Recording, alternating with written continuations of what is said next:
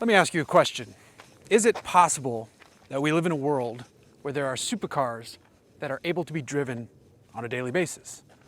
As early as maybe 10 years ago, that would have been a dumb question, and we would have laughed at you for asking it.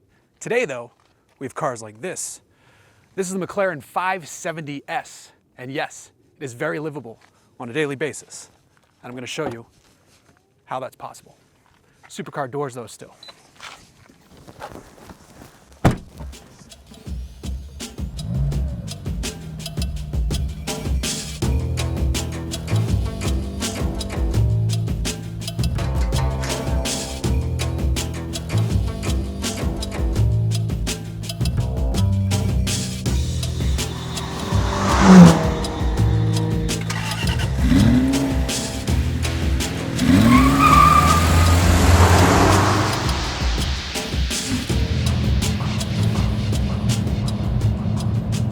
We've experienced the Super Series, and now we're getting a taste of McLaren's Sports Series. This is their entry-level car, if you will. And you should, because that's what it is. The entry price for this car is right around $185,000. That's the starting price. Most of them are going to be just over $210,000, $220,000, right around there. This was around $211,000, $217,000. I'd have to take a look at the Monroney, but I know this has carbon ceramic brakes, it has the sport exhaust, it has carbon fiber all over the place. It's got a lot of options. With that said, what it represents is a supercar bargain. Don't scoff and roll your eyes at me. Hear me out. McLaren has created a car that competes with the likes of the Porsche 911 Turbo S and the Audi R8 in terms of price. In terms of on-road, oh my God, look at that, the McLaren is still gonna win.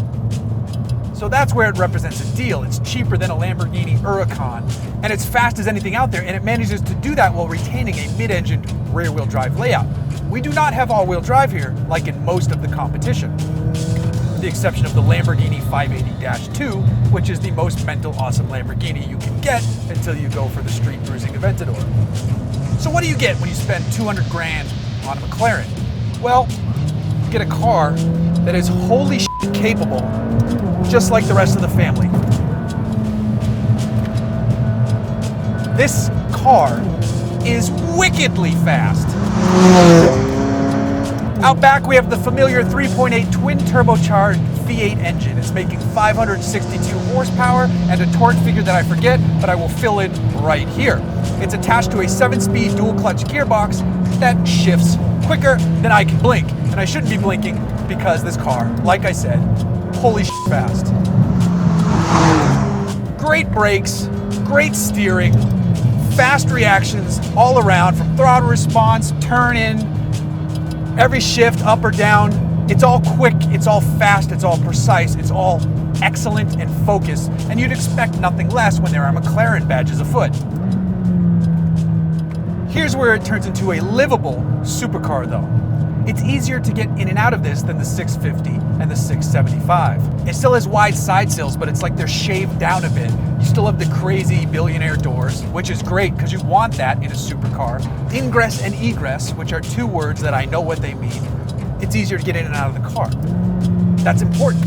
That means you can take this, much like you could take a 911, an Audi R8, cars of that caliber, you could drive them daily and you'd be an awesome person for doing so. You could do that in the McLaren. You can do that in the 650.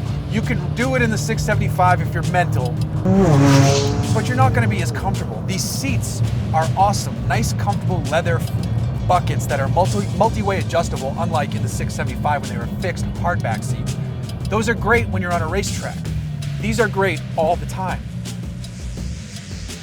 There's still plenty going on inside this car to let you know it is a very focused supercar, McLaren. And it is still a supercar. It has supercar looks, it has the aforementioned supercar doors, it has supercar performance. It'll go from 0 to 124 miles an hour in 9.5 seconds. The top speed is 204 miles an hour. Now, it does have less aero than other McLarens. And when you hit speeds, which I won't put on camera, you notice it. It moves around a bit more. It doesn't settle into the pavement as much as other McLarens. But it's supposed to be backed off, and it is, without going soft. It's not soft. It's comfortable, and in the different drive modes, you can leave the powertrain and the handling in normal, or you can hit this active button and go sport or track. Right now, because I'm on the Hooniverse Highway Hooning Grounds, we're in full track mode. Corners come up quickly, but the steering wheel feels great. You can feel the road through this, which is a lost art of automotive building these days. You can feel what those front wheels are doing. The steering wheel bounces and moves as it runs over imperfections in the road, and that is something I miss from most so-called sports cars out there. It's here, it's brilliant, I love it. Now, another way that this differs from its more expensive, more insane siblings is that it doesn't have the active chassis control, which is an awesome feature that I understand why it's not here, to save money. The 650 and the 675 utilize a hydraulic system instead of anti-roll bars. To balance out body roll, you send hydraulic fluid to one corner and it just keeps the car flat. Here, you have a more traditional setup with anti-roll bars. It's fine, it works. This car is wonderful. I mean, you turn in, there's a second as it sits because the engine is out back and the drive wheels are out back, so it takes a second to sit in the corner, but you know it's gonna stick because it's got big fat sticky Pirellis out there, wide wheels, and great suspension setup. So that first second of lean on the tires, it's not bothersome at all.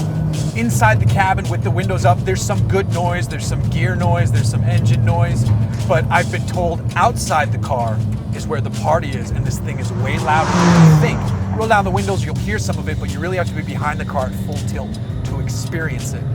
Another way in which this is very much a supercar is the fact that I've had some faults and errors, like you do with pretty much any supercar. Pay all this money, and things definitely still go wrong because these are pushed to the limit. I had a steering column fault, which I fixed by fiddling with the button. I had a check engine light come on for a bit, and then just go away, and nothing was conceivably wrong with the car.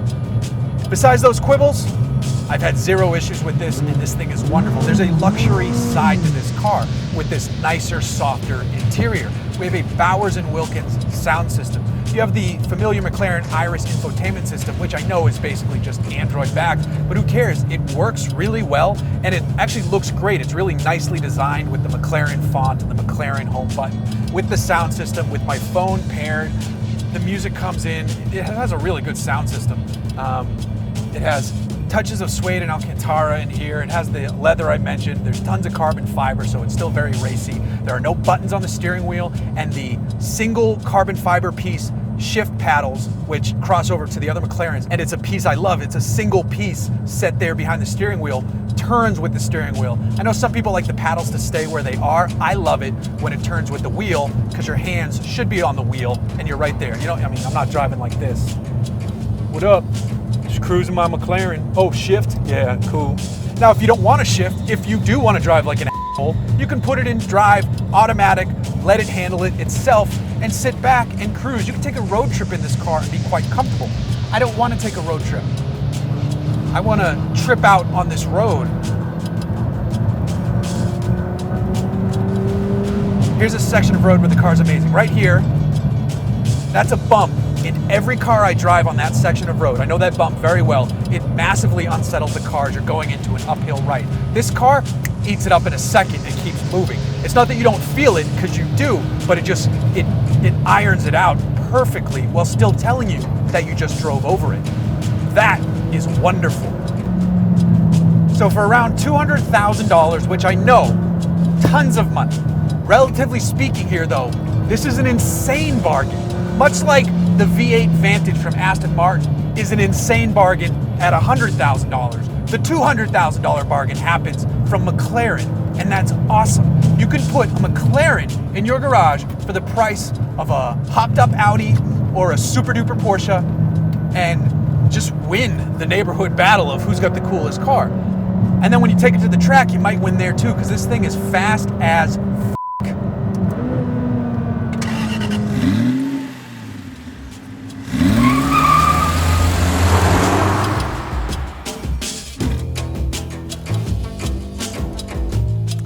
Is it possible to have,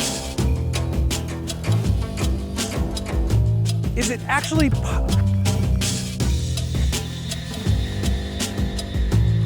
around 211, 217. That's sitting on the peak at the. Whoa! What the fuck? This guy was on the wrong side of the road. Close them up. Close them up. Close them up. Close them up. Closing up your doors. Yeah, brake mid-corner for a corner you're already going too slow for. Oh, and then ride over the lines. That's a good practice. And because it's rear-wheel drive, you can still do donuts and burnouts and all kinds of awesomely dumb shit. Type of shit that I love to do.